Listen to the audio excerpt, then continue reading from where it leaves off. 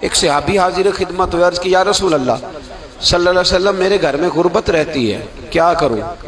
نبی پاک علیہ السلام نے فرمایا جب بھی گھر جایا کرنا گھر والوں سے سلام لیا کر، گھر والوں سے کیا کہا کر؟ السلام علیکم، جب بھی گھر جائے۔ یعنی گھر آیا، اب گھر والوں نے بتایا کہ ماچس کی ڈبیا تو لے آؤ، اب یہ دکان کونے پہ تھی گھر والے پہ، وہاں سے ماچس کی ڈبیا لے کے واپس گیا تو کہنے لگا السلام علیکم۔ پھر گھر والوں نے کہا ہو بتانا یاد ہی نہیں رہا، چینی بھی ختم ہو گئی ہے۔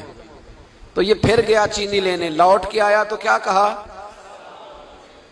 جب اللہ چاہتا ہے تو کہے، جب اللہ کے رسول چاہتے ہیں تو کہے۔ اس کا ترجمہ یہ ہے کہ تو کہہ، تو سلام لے۔ اللہ رسول چاہ رہے ہیں کہ تو سلام لے تاکہ تیرے گھر میں سلامتیاں ڈال دی جائیں۔ تو فرمایا سلام لینی ہے تو نے، اور ساتھ تو نے اس طرح کرنا ہے کہ 3 دفعہ سورۃ اخلاص کو پڑھنا ہے۔ امام قرطبی نے اس کو لکھا ہے۔ اس نے کہا حضور غربت بڑی ہے، غربت بڑی ہے تو کہ وظیفہ بتائیں؟ فرمایا جب بھی گھر جاؤ سلام لو اور 3 دفعہ سورۃ اخلاص پڑھو۔ وہ صحابی کہتے ہیں میں پکا ہو گیا۔ اب وہ کچھ دنوں کے بعد، کچھ عرصے کے بعد، کچھ مہینوں کے بعد واپس آئے تو صحابہ کرام علیہم رضوان فرماتے ہماری خواہش تھی کہ یہ کچھ بیان کرے، اب بتائے جو وظیفہ لے کے گیا تھا اس کا رزلٹ کیا نکلا؟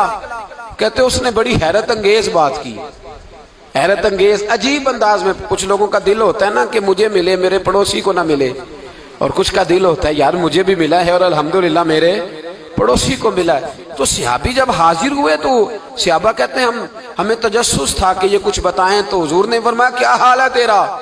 کہا یا رسول اللہ کمال ہی ہو گئی ہے حضور، میں جب بھی گھر جاتا ہوں سلام لیتا ہوں اور 3 دفعہ سورۃ اخلاص پڑھتا ہوں، میں تو امیر ہو ہی گیا ہوں، میرے تو ہمسائے بھی امیر ہو گئے۔